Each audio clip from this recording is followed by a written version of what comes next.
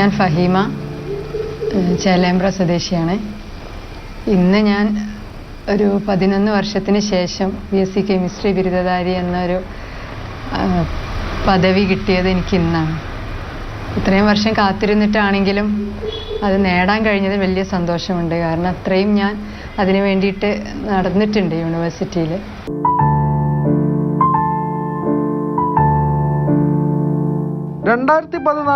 ഫഹീമയ്ക്ക് വയസ്സ് 21.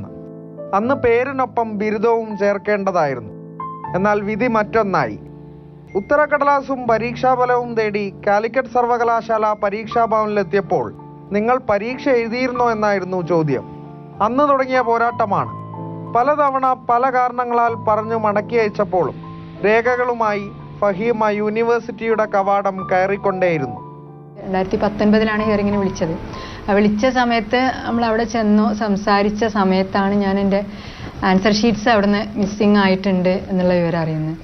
അപ്പോൾ അത് കേട്ടപ്പോൾ പിന്നെ അത്രയ്ക്കും സങ്കടം തോന്നി. കാരണം അത്രയും വർഷം ഞാൻ അവിടെ നമ്മളെ വിളിക്കുന്ന അന്വേഷിക്കുന്ന പോകുന്ന എന്നാൽ അവർ അന്ന് തന്നെ അറിയിച്ചിരുന്നെങ്കിൽ ഒരുപക്ഷെ നേരത്തെ പഴയ സിലബസിൽ തന്നെ എനിക്ക് എക്സാം എഴുതാനും തുടർന്ന് പോകാനൊക്കെ അവസരം ഉണ്ടായിരുന്നു. അതിന് സൊല്യൂഷൻ എന്താണെന്ന് ചോദിച്ചപ്പോൾ ഇത് മാത്രമേ ഉള്ളൂ, ഒന്നും കൂടെ എക്സാം എഴുതിയിട്ട് വീണ്ടും റിസൾട്ട് പബ്ലിഷ് ചെയ്യാൻ വേറെ മാർഗ്ഗമൊന്നുമില്ല എന്ന് പറഞ്ഞപ്പോൾ ഓക്കെ, ഞാൻ സമ്മതിച്ചു. അങ്ങനെയാണെങ്കിൽ അങ്ങനെ ചെയ്യാം.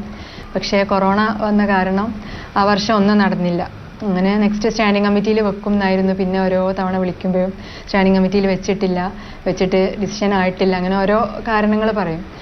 അങ്ങനെ എത്രയൊക്കെ ആയിട്ടും എനിക്ക് ഒരു ഡേറ്റ് തന്ന് എക്സാം നടത്താനുള്ള ഒരു ഓർഡർ അതുവരെയും വന്നില്ല. വർഷങ്ങൾ ഒരുപാട് കടന്നുപോയി, പല അവസരങ്ങളും നഷ്ടമായി. പക്ഷേ ഫഹീമ അവസാനിപ്പിച്ചില്ല.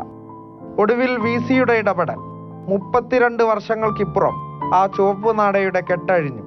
ഫഹീമയ്ക്ക് PG പ്രവേശനത്തിന് അവസരവും. ഒരുപാട് വർഷത്തിന് ശേഷം കിട്ടിയപ്പോൾ ആദ്യം ശരിക്കും നന്നായി കരച്ചിലാണ് വന്നത്.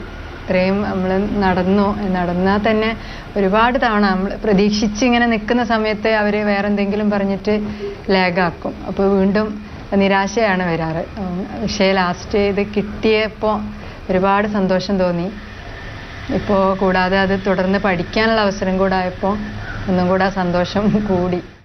ഇന്ന് വീട്ടിൽ മക്കൾക്കൊപ്പം ഫഹീമയും പഠനത്തിലാണ്.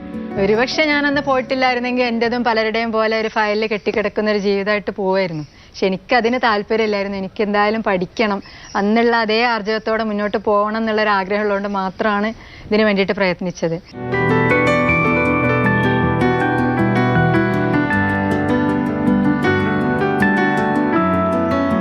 ഓരോ ഫയലും ഓരോ ജീവിതം തന്നെയാണ്. അങ്ങനെ ചുവപ്പ് നാടയിൽ കുരുങ്ങിക്കിടന്നിരുന്ന ജീവിതം 11 വർഷത്തെ പോരാട്ടത്തിനൊടുവിൽ വീണ്ടെടുത്ത വിജയകഥയാണ് ഫഹീമയ്ക്ക് പറയാനുള്ളത്. Justin മാത്യുവിനൊപ്പം Arun Amrithanath, Mathrubhumi news, Malappuram.